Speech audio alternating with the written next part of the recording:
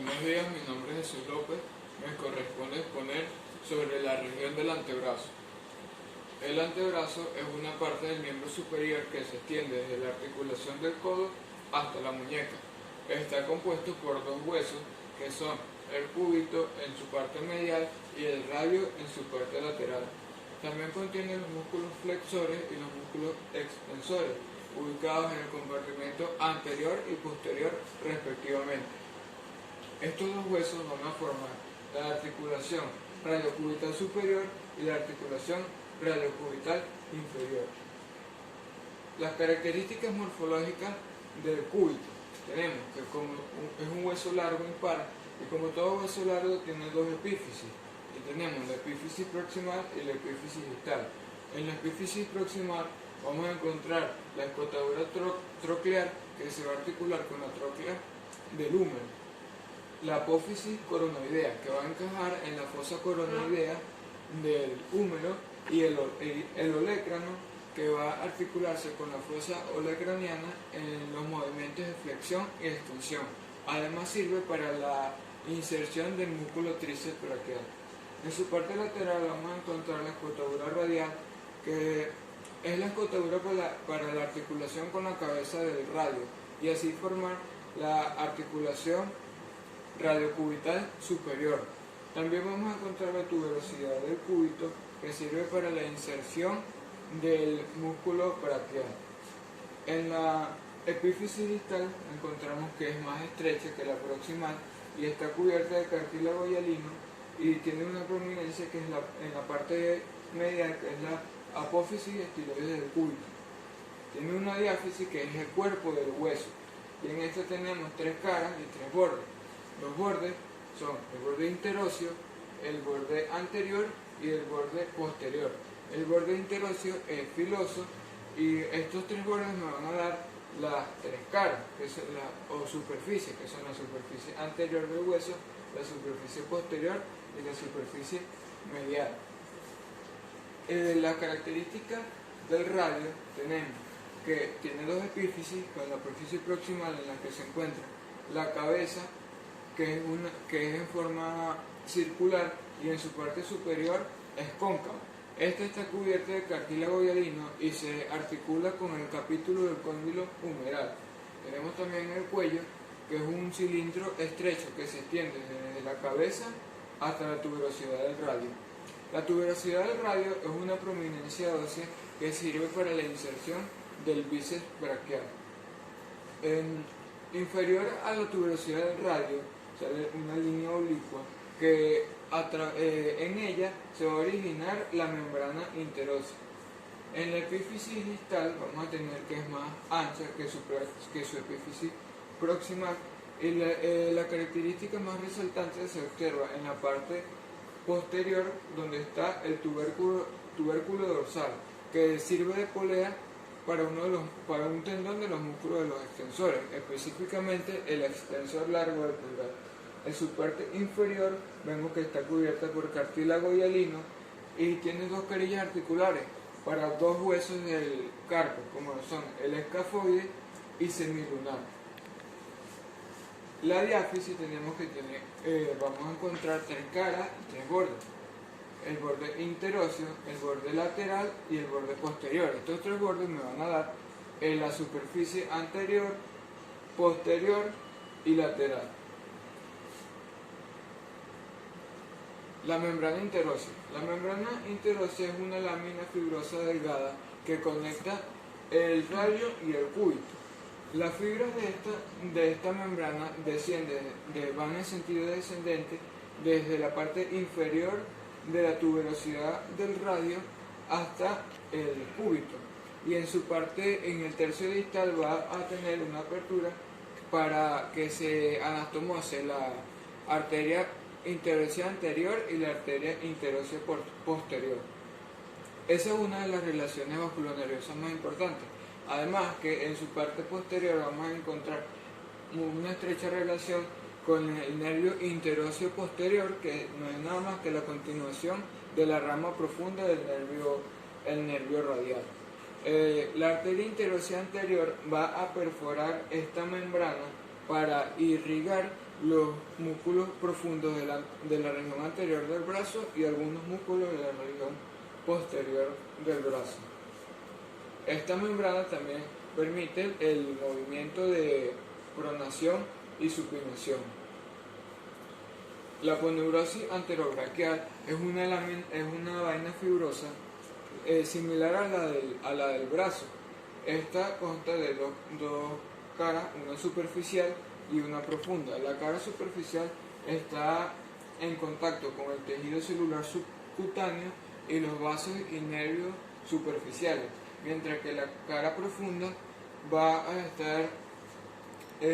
a dar lugar al tabique intermuscular lateral. Este tabique, junto con la membrana interósea, va a dividir el antebrazo en el compartimento anterior y en el compartimento posterior.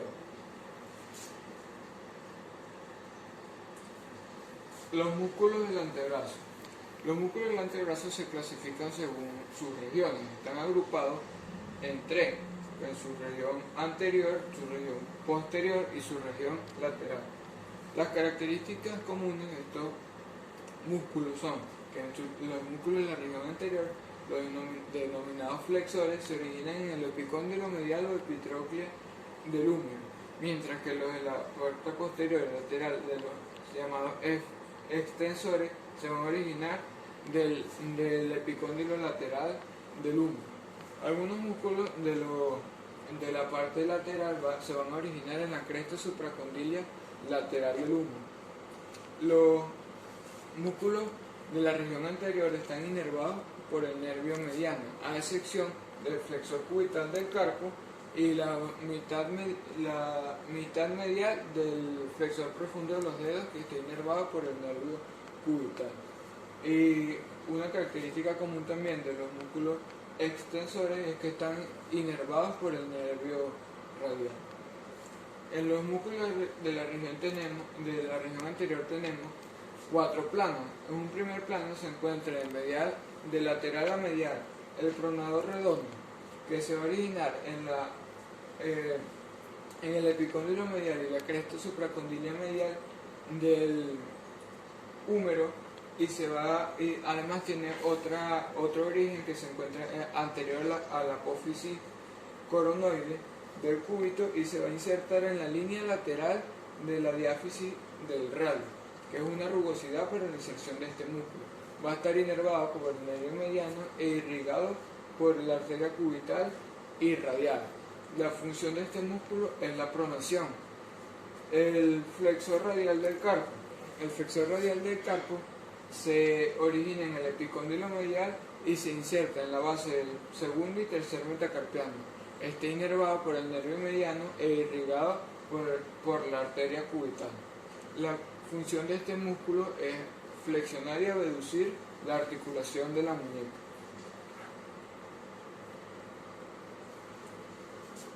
El palmar largo.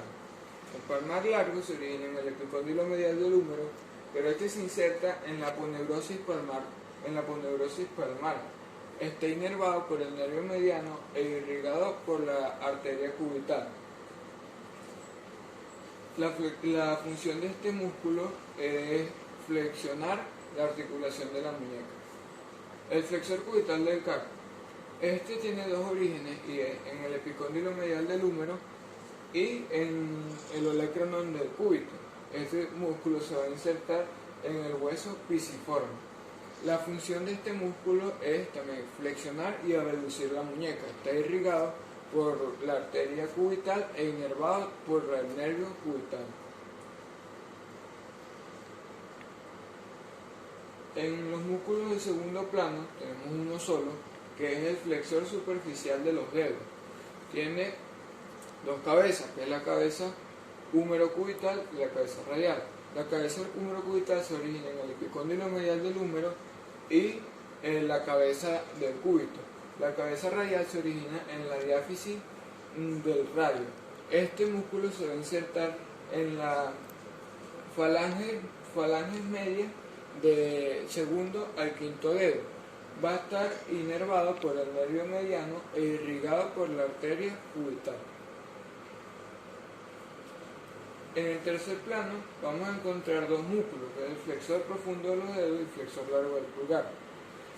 El flexor profundo de los dedos se va a originar en la cabeza del cúbito y se va a insertar en las falanges distales del segundo al quinto dedo. Este posee doble inervación, la mitad medial por el nervio cubital y la mitad lateral por el nervio mediano. Va a estar irrigado por la arteria interósea anterior y la función de este músculo es flexionar las articulaciones interfalángicas distales del segundo al quinto dedo, mientras que el flexor largo del pulgar se va a originar en la diáfisis del radio y se va a insertar en el hueso pisiforme. Su función es flexionar la articulación interfalángica del pulgar. Está inervado por el nervio interóseo anterior e irrigado por la arteria interósea anterior.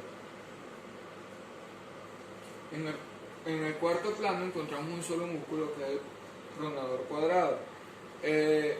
Se origina en la epífisis distal del radio y se inserta en la epífisis distal del cúbito. Está inervado por el nervio mediano, específicamente por el interóseo anterior, e irrigado por la arteria interósea anterior. La función de este músculo es la pronación. En las relaciones de estos músculos vamos a tener, en las arterias vamos a tener que la arteria cubital pasa en el plano entre el flexor cubital del carpo y el flexor profundo de los dedos. La arteria radial pasa en su parte distal pasa anterior al músculo pronador cuadrado. La arteria interósea se va a bifurcar posterior al flexor profundo de los dedos. Y en los nervios tenemos que el nervio mediano pasa profundo al pronador redondo y superficial al flexor profundo de los dedos, mientras que el nervio cubital se encuentra en los planos entre el flexor profundo de los dedos y el flexor cubital del carpo. La rama superficial del nervio radial va a estar lateral al flexor largo del pulgar. Este es un nervio sensitivo. El conducto del carpo. El conducto del carpo es un arco profundo formado por los huesos del carpo, específicamente por el trapecio, trapezoide, hueso grande, ganchoso, semilunar y pisiforme. Y el retináculo flexor, que esta lámina va a formar el techo de este conducto. Contiene 10 estructuras, como lo son los 4 tendones del flexor profundo de los dedos y el flexor superficial de los dedos. Además, el tendón del flexor largo del pulgar y el nervio mediano. La arteria radial va a pasar anterior o superficial a él. Es decir, que esta arteria no forma parte de las estructuras que pasan a través del conducto del carpo.